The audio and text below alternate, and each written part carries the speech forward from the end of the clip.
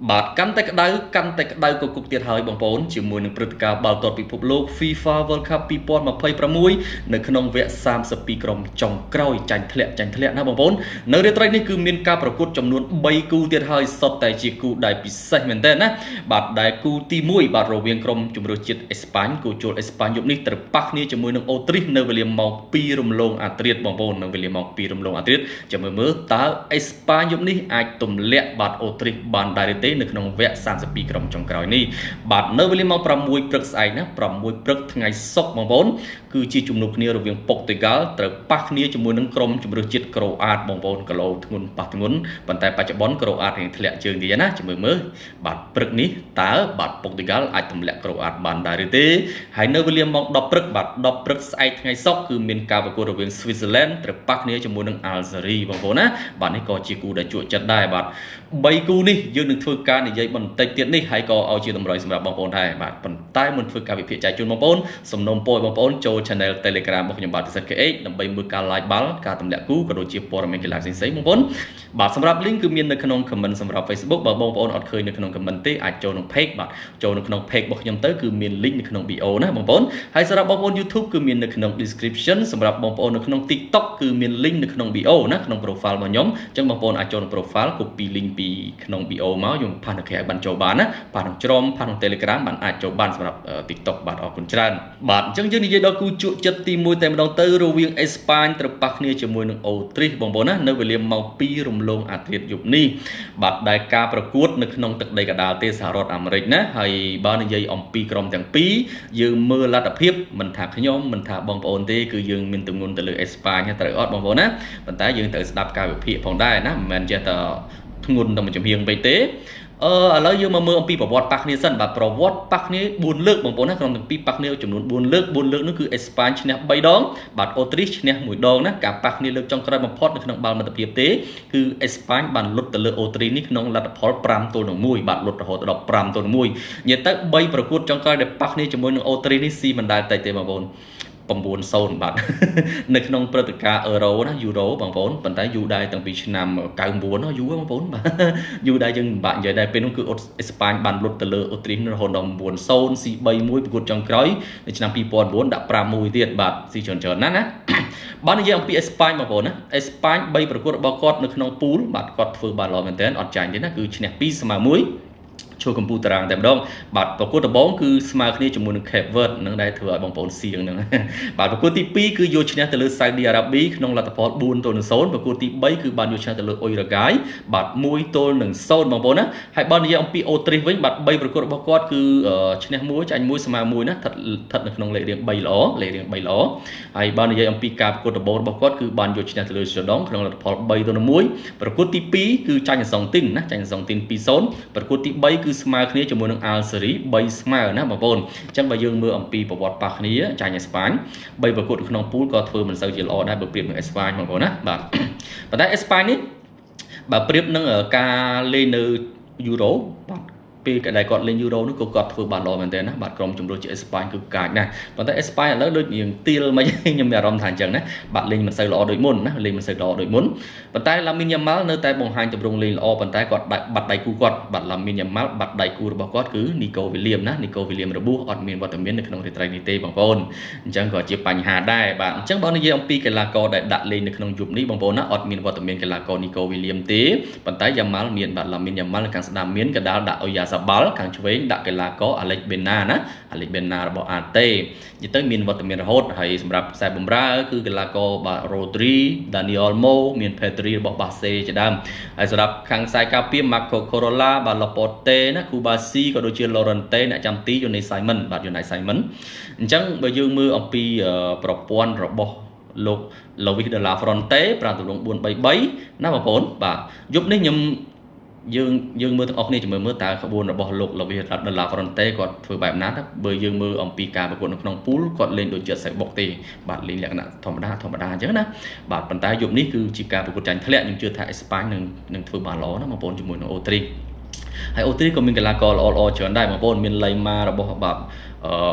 ក្រុមបាយ៉ូម៉ាណេកបាទមានសាប៊ីសឺណាសតជាជើងខ្លាំងហើយបាទដាវីតអាឡាបារបស់រៀលម៉ាឌ្រីតអីជាដើម ប ប៉ុន្តែបើយើងប្រៀបនឹងអេស្ប៉ាញយ៉ាងណាក៏អេស្ប៉ាញគេល្អជាងដែរណាបងប្អូនអេស្ប៉ាញស្មើពីក្រោមរហូតដល់លើបាទតំបន់ការពារប៉ុណ្ណឹងតំបន់បម្រើក៏ប៉ុណ្ណឹងសមត្ថភាពស្មើហ្មងណាបាទតំបន់ប្រយុទ្ធក៏ប៉ុណ្ណឹងស្មើគ្នាថេងបាទប៉ុន្តែអ្នកដែលលើសជាងគេគឺយ៉ាម៉ាល់នឹងឯងបាទបើនិយាយពីសមត្ថភាពសម្រាប់យ៉ាសាបាល់សម្រាប់ប៊ីណាអីបាទអាឡិចប៊ីណានេះគឺថា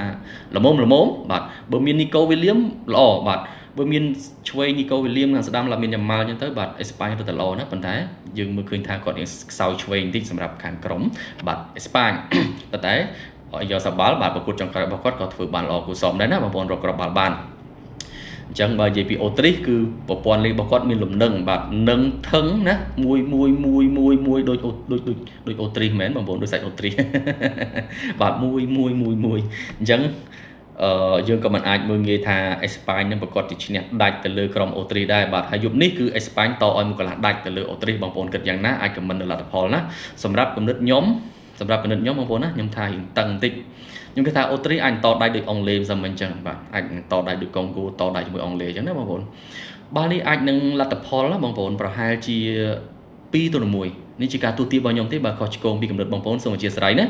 ហើយក្រុមដែលឡើងទៅវគ្គបន្តគឺខ្ញុំជឿជាក់ថាអេស្ប៉ាញហើយបាទនឹងឡើងទៅវគ្គ16ក្រុមចុងក្រោយបងប្អូនណាបាទអេស្ប៉ាញនឹងឡើងទៅវគ្គ16ក្រុមចុងក្រោយហើយមិនចាញ់អូទ្រីសទេប៉ុន្តែបញ្ហាគឺគ្រាប់តទេណាអញ្ចឹងសម្រាប់គូនេះខ្ញុំរីកមិនថាលេង over 2កន្លះបាទលេង over 2កន្លះបាទបងប្អូនអាចពិចារណាបានអរគុណច្រើនបាទអញ្ចឹងយើងនិយាយដល់គូជក់ចិត្តទី2បាទរវាងក្រុមបញ្ចខាលពុកទីហ្គាល់ត្រូវប៉ះគ្នាជាមួយនឹងក្រូអាតណាបងប្អូនបាទនៅវេលាម៉ោង6ព្រឹកស្អែកតែម្ដងបាទ6ព្រឹកថ្ងៃសុក្រណា6ព្រលឹម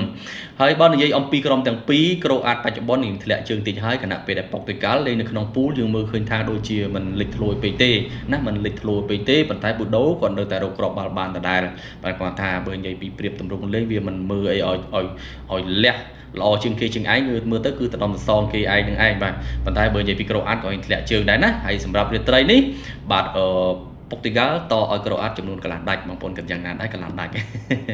ហើយបើនិយាយអំពីប្រវត្តិប៉ះគ្នាបងប្អូនណាក្រុមទាំងពីរប៉ះគ្នាច្រើនលើកដែរប៉ុន្តែបើយើងនិយាយអំពី10លើកចុងក្រោយដែលប៉ះគ្នាពុកទីហ្គាល់ឈ្នះ7ដងហើយបាទពុកទីហ្គាល់ឈ្នះទៅលើក្រូអាត7ដងក្រូអាតឈ្នះតែ1លើកទេហើយស្មើគ្នាចំនួន2លើកណាការប៉ះគ្នាលើកចុងក្រោយបំផុតនៅក្នុងក្របខ័ណ្ឌ UEFA Nations League គឺលទ្ធផល1ស្មើទេបងប្អូនបាទក្នុងដីពុកទីហ្គាល់ C2-1 ក្នុងដីក្រូអាតវិញគឺ1ស្មើណាវគ្គជម្រុះក្នុងពូល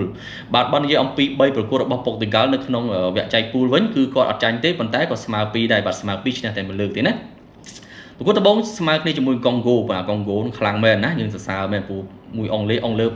ស B ចាញ់កុងហ្គោនេះបាទហើយប្រកួតទី2គឺលុតទៅលើអូបឺគីស្ថាន 5-0 ប្រកួតទី3គឺស្មើគ្នាជាមួយនឹងកូឡុំប៊ីណាបាទស្មើគ្នាជាមួយកូឡុំប៊ី0ស្មើពេលនោះគឺកូឡុំប៊ីឈ្នះបុកទៅលើពុកទីហ្គាល់ទេបាទកូឡុំប៊ីខ្លាំងមែនពុកទីហ្គាល់ចង់វិញវ័នរបស់កូឡុំប៊ីបងប្អូនហើយបើនិយាយពីក្រូអាតវិញបាទ3ប្រកួតរបស់គាត់3ប្រកួតរបស់គាត់នៅក្នុងពូលគឺឈ្នះ2ចាញ់1ណាប្រកួតដំបូងគឺចាញ់អង់គ្លេសបាទចាញ់អង់គ្លេស 4-2 ប្រកួតទី2យកឈ្នះទៅលើប៉ាណាម៉ាបាទ 1-0 ប្រកួតទី3គឺយកឈ្នះទៅលើកាណាបាទ2-1ណាអញ្ចឹងវាទៅដល់សងគ្នាទេបើយើងនិយាយពី3ប្រកួតក្នុងពូលប៉ុន្តែបើនិយាយពីប្រវត្តិគឺចាញ់ពុកទីហ្គាល់ហើយបាទបើនេះយកអំពីការដាក់កីឡាករយប់នេះសម្រាប់ក្បួនរបស់លោក Roberto Martinez ប្រើទម្រង់ 4-2-3-1 បងប្អូនណាអ្នកចាំទីគឺកីឡាករ Diego Costa បាទខ្សែការពារ Joao Cancelo មានដូចជា Ruben Dias Vargas ក៏ដូចជាកីឡាករ Nuno Mendes តំបន់បម្រើបាត់ Ruben Neves ក៏ដូចជា Vitinha តំបន់បម្រើប្រយុទ្ធ Pedro Neto បាទក៏ដូចជាបាទ Bruno Fernandes ខាងឆ្វេងគឺកីឡាករ Joao Felix ណាបាទសម្រាប់ខ្សែប្រយុទ្ធប្រអប់គឺ Cristiano Ronaldo បាទដូរទម្រង់ទៀតហើយបាទដាក់អញ្ចឹងខ្ញុំមិនដឹងថាម៉េចដែរបងប្អូនណាបាទកីឡាកររបស់ពុកទីហ្គាល់ខ្សែបម្រើល្អច្រើនណាបាទ Joao Neves បាទ Rafael Leao កុនសើកាវអីសុទ្ធតែជាជើងខ្លាំងហើយស្លាប់នៅតំបន់ស្លាប់ណាហើយយប់នេះ Ronaldo ចាំមើលតើអាចរកគ្រាប់បាល់បានដែរទេត្រូវប៉ះគ្នាជាមួយនឹងមិត្តរួមក្រុមចាស់របស់គាត់ហើយបាទ Luka Modric បងប្អូនហើយខាងក្រូអាតកីឡាកររបស់គាត់ចាស់អស់ហើយបងប្អូនអើយក្មេងជំនាន់ក្រោយលេងមិនសូវជាប្រកែទេណាLuka Modric Mateo Kovacic ចំណាស់អស់ហើយ Chivayol ក៏ចាស់ដែរបាទកីឡាករក្មេងជំនាន់ក្រោយមិនសូវជាប្រកែទេណា Stanisic របស់បាយ័ននិយាយទៅគឺតំបន់អញ្ញថាតំបន់ការពាររបស់គាត់គ្រាន់បើណាសម្រាប់ក្រូអាតប៉ុន្តែបើនិយាយពីប្រយុទ្ធរបស់គាត់អត់សូវល្អទេសម្រាប់ក្រូអាតបើប្រៀបនឹងពុកទីហ្គាល់ខ្ញុំគិតថាពុកទីហ្គាល់មានប្រៀបជានៅក្នុងយប់នេះបងប្អូនបើនិយាយពីទម្រង់ពុកទីហ្គាល់3ប្រកួតនេះយើងមើលឃើញថាអត់តន់ចេញជាទម្រង់អីឲ្យជាក់លាក់ទេណា យើងមើលឃើញថាក្នុង3ប្រកួតនេះអត់ទាន់មានឃើញថាចេញជាទម្រង់អីដែលមើលឃើញថាអូប៉ូទុយហ្គាល់មានឱកាសលើកពានគឺអត់ទាន់ឃើញទេណាវាអាចជាការលាក់ក្បួនរបស់លោក Roberto Martinez ដែលជាគោលវត្តថាបានដែរអញ្ចឹងយប់នេះយើ